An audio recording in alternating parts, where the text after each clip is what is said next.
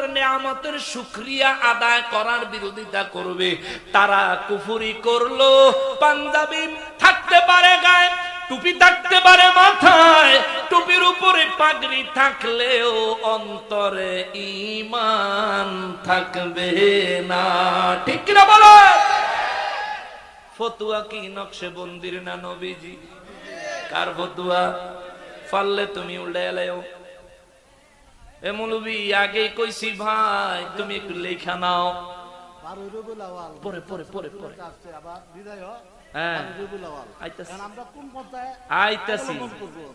আমরা সব কথার উত্তর আজকে কোরআন শরীফেতে দিব।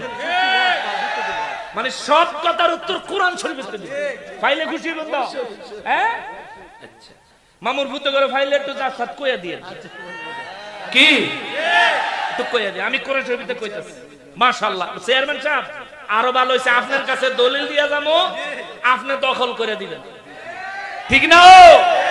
গার্জিয়ান পাইছে, জায়গা মতন দিয়ে যাবো। আল্লাহর কোরআন যা বলে, নবীর সুন্নাহ হাদিসে মোবারক যা বলে, আমরা তা মানতে কোনো অসুবিধা আছে? এটাই মানব। শোনেন, এই নবীজির আগমন আর হলো বিদায়। আইয়েন আইতাছি। আগে মিলাদুন নবীর ব্যাপারটা এই তো শেষ পর্যায়ে, আমি ওটাতে ঢুকতেছি মাত্র, খেয়াল করো। মুসলমান তাইলে আমরা নবীজির মুসনাদে আহমদ শরীফের হাদিস মোবারক থেকে পৃথিবীতে মুসলমানের মধ্যে দুইটা দল পাইলাম।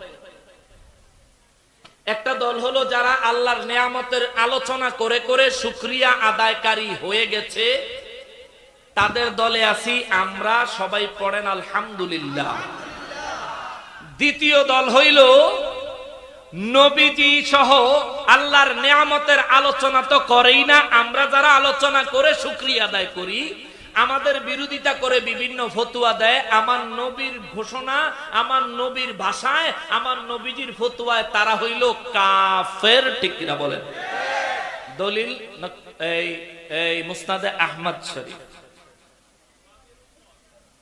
এখন আসেন রে বাবাজি, মনে মনে ভাববেন, কিংবা ওই ভাইয়েরা মনে মনে প্রশ্ন করব, হুজুর নবীজি শ্রেষ্ঠ নিয়ামত। খেয়াল করেন বাবা, এই কোরআন শরীফের কথা কইতেছি, খেয়াল কর। আমি ইচ্ছা করলে শান গাইয়া গজল গাইয়া সময়টা পার করে দিতে পারতাম বাজার, কিন্তু এত কষ্ট করে যখন আমারে নিয়ে আইছো, অনেকগুলি টিহা দিছে আমারে। এই যে আনোয়ার ছেলেটা বিদেশ থেকে বারবার যোগাযোগ করছে, যেটা সত্যি এটা কমু না, অনেকগুলো টাকা দিছে। আর টাকা লাগে তো বাবা, ওখান গাড়িওয়ালার একটা মাহফিলের টিপের কথা কইলে কই 20,000 বেড়া তেল খরচ, গাড়ির টায়ারের খরচ, মোবিলের খরচ, ইঞ্জিনের খরচ, তো অনেকগুলো টাকা দিছে। টাকা তো নিছি, সেটা তো পরের কথা। আমরা আলেমরা টাকা নিয়ে কোনো সিনেমা হল বানায় না। আলেম ঘরে টাকা দিলে কি ক্ষতি না লাভ? লাভ আছে। দিয়ে এগরে দিলে মনে করবেন আপনি বেটা জমা রইলো, একটা সময় দেখবেন বিরাট একটা প্রতিষ্ঠান হয়ে ফিরে আইবে, যেটা আপনি চাইলে করতে পারতেন না, কিন্তু একজন আলেমরে দিলে করতে পারবো। গেলাম না সেদিকে, খেয়াল করেন। এই জন্য বলি বাবা, একটু মনোযোগ দেন। মিলাদুন নবীর জীবনে বহুত ওয়াজ শুনছেন, আজ একটা একটা করে পার্ট টু পার্ট ভাঙ্গা দিয়ে যাবো। পার্ট টু পার্ট প্রত্যেকটা প্রশ্নের সমাধান কোরআন শরীফ দিয়ে করে দিয়ে যাবো।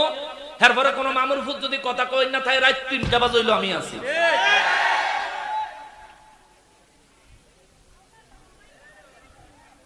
এখন এই জায়গায় তাদের একটা প্রশ্ন আসবো, হুজুর নবীজির মিলাদের আলোচনা কইরা আপনারা আল্লাহ শুকরিয়া আদায়কারী হইতে চান, এই ধরনের সিস্টেম, এই ধরনের ফর্মুলা, এই ধরনের পন্থায় নবীজি বা সাহাবায়ে কেরাম কি নবীর মিলাদের আলোচনা করছে? এই প্রশ্নটা যদি তারা আমাদেরকে করে, তাদের প্রশ্নটা লিগ্যাল, বৈধ প্রশ্ন। আল্লাহর রাসূল এমন ভাবে নিজের মিলাদের আলোচনা করছেন কিনা, সাহাবায়ে কেরাম করছেন কিনা? হুজুর যদি তারা করে থাকেন, আমরাও করব, একটু দলিল দেন। যদি ভাই আপনার নিরপেক্ষ মন মানসিকতা থাকে যে নবীজি করলে, সাহাবায়ে কেরাম করলে আমরা করব, যদি নিরপেক্ষ মানসিকতা থাকে, তাইলে আসেন কোরআন শরীফ থেকে দলিল নিয়ে যান। মিলাদের আলোচনা নবীজি সাহাবায়ে কেরাম তো পরে, স্বয়ং আল্লাহ নিজে কোরআন শরীফে নবীদের মিলাদের ওয়াজ করছে। এত আস্তে কা, আর একটু জোরে হইতে পারলো না? হ্যাঁ গো, কান পর্যন্ত পৌঁছায়া দেন সুবহানাল্লাহ। নবীদের মিলাদের আলোচনা করছেন কে? কে আলোচনা করছেন? আমার ভাইয়ের প্রশ্নটা, হুজুর নবীজির আগমন হইল এই মাসে, বিদায় হইল এই মাসে, তাইলে আমরা খুশি মুকা, আমরা সালাম দি মুকা, আমরা এই মাসে নবীর আগমন উদযাপন করব কেন? মুসলমানের আরে কালামে হাকিমে রব্বুল আলামিন আয়াতে কারিমা নাজিল করলেন আমার নবীজির দরবারে মউত সম্পর্কে। আল্লাহ বলেন, বিসমিল্লাহির রহমানির রহিম, ইন্নাকা মাইতুন ওয়া ইন্নাহুম মাইতুন। আওয়াজ করে পড়েন সুবহানাল্লাহ। রব্বুল আলামিন কয়, নবী গো জগৎবাসীরে জানায়া দেন, এই পৃথিবীতে যারা আছে সবাই একদিন মরে যাবে। ওয়া ইন্নাহুম মাইতুন, যারা আছে সব মরে যাবে। ইন্নাকা মাইতুন, প্রথমে কয় হুজুর আপনিও ইন্তেকাল করবেন। ওয়া ইন্নাহুম মাইতুন, বাকি সবাই ইন্তেকাল করবে, মারা যাবে। সাহাবায়ে কেরামের চোখের পানি গড়গড় করে পড়তে লাগলো। আমার নবী কয়, সাহাবীরা কান্না করো কেন? মৃত্যু তো একটা ধ্রুব সত্য, মেনে নিতেই হবে। সাহাবায়ে কেরাম বলেন, নবী গো, ও নবী, আমাদের মৃত্যুর জন্য আমরা কেউ কান্দি না গো নবী, আমরা চিন্তা করছি, আমরা আক্ষেপে টেনশনে আমাদের চোখ দিয়ে পানি বের হয়ে আসতেছে। নবী বললেন, কিসের চিন্তা, কিসের টেনশন? কয় হুজুর আপনি এখন হায়াতে জিন্দেগানি মোবারকে আছেন, আমরা আমাদের জীবনে কোন ধরনের সমস্যায় পড়লে গো নবী আপনার কাছে দৌড়ে ছুটে আসি, আপনি সমাধান দেন। হুজুর আপনার যখন ইন্তেকাল হবে গো নবী, আমরা যারা হায়াতে বেঁচে থাকবো, আমরা বিপদে পড়লে কার কাছে যাব? আমার নবী মুস্কি হাসি দিয়া সাহাবায়ে কেরামের দিকে তাকায়া কয়, চিন্তা করিস না, হায়াতি খায়রুল লাকুম ওয়া মামাতি খায়রুল লাকুম।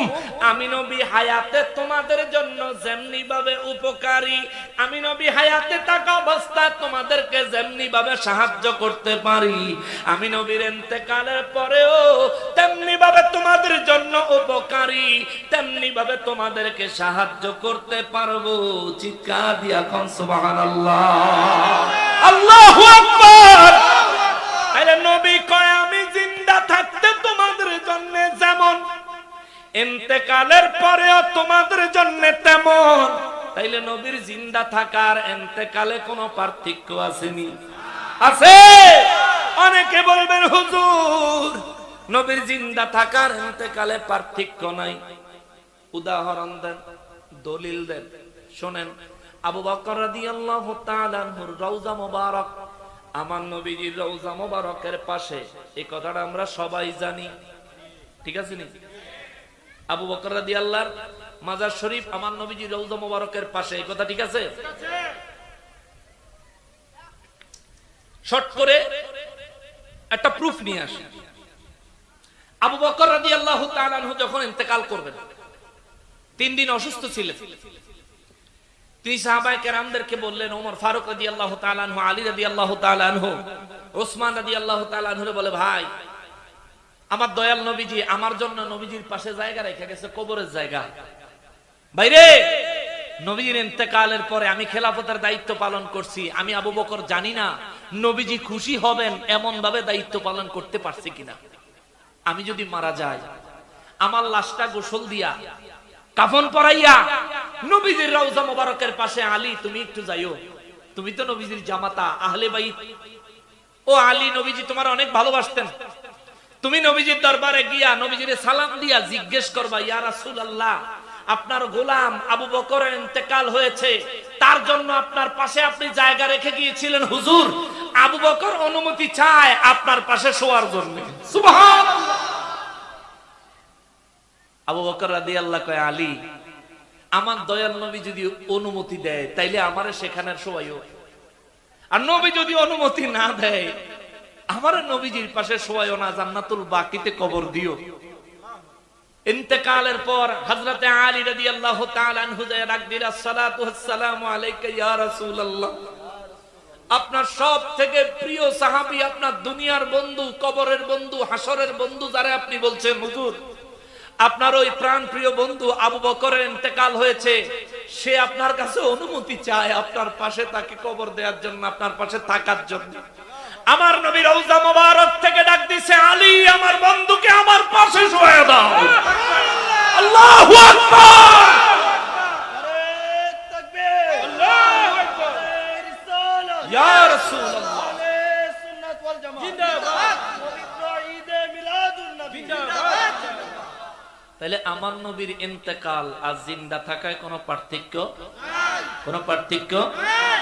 আজও যদি নবীর কাছে গিয়া আপনি আপনার হৃদয় খুলে কথা বলতে পারেন, আমি গ্যারান্টি দিব আল্লাহর কোরআন হাতে নিয়ে আপনার কথা মঞ্জুর হবে। একটা বাস্তব কথা কই, আমি এবার হজে গেছিলাম, অনেকে হয়তো অনলাইনে দেখা জানছে। নবীজির রওজা মোবারক চেষ্টা করতাম প্রত্যেক দিন অন্তত 7 বার ঘুরে ঘুরে সালাম দিতে। দিল তো ভরতো না, আসতে মন চাইতো না গেলে। একবার সালাম দিয়া ঘুরলে মোটামুটি 1.5-2 কিলোমিটার ঘুরে আবার গিয়ে আরেকবার সুযোগ হয়। প্রথমে 3 বার সালাম দিলাম। নবীজি রওজা মোবারকের সামনে দিয়ে যাওয়ার 2টা রাস্তা, একটা হইলো কাছে দিয়া আর একটা হইলো একটু দূরে দিয়া, মাঝখানে একটা বর্ডার আছে। বর্ডারটা বলতে পাকা বর্ডার না, এটা আবার অনেক সময় তুলে ফেলে, প্রয়োজন মতো তুলে ফেলে, এই ধরনের ওয়ান টাইম একটা বর্ডার দেওয়া আছে।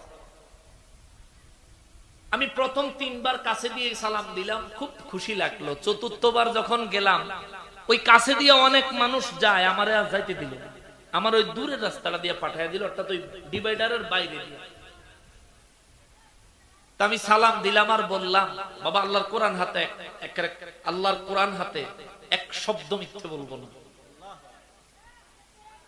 বললাম, ইয়া রাসূলুল্লাহ, 3 বার কাছে দিয়া নিলেন, জানি না কোন বেয়াদবি হইল, 4র্থবার দূরে সরাইয়া দিলেন।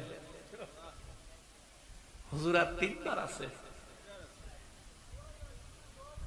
অন্তত 5 বার হইলেও যেন কাছের থেকে আপনার সালাম দিতে পারে। হুজুর দয়া করে। আল্লাহর কোরআন হাতে নিয়ে বলি, 5ম বার যখন আমি ঘুরে আসছি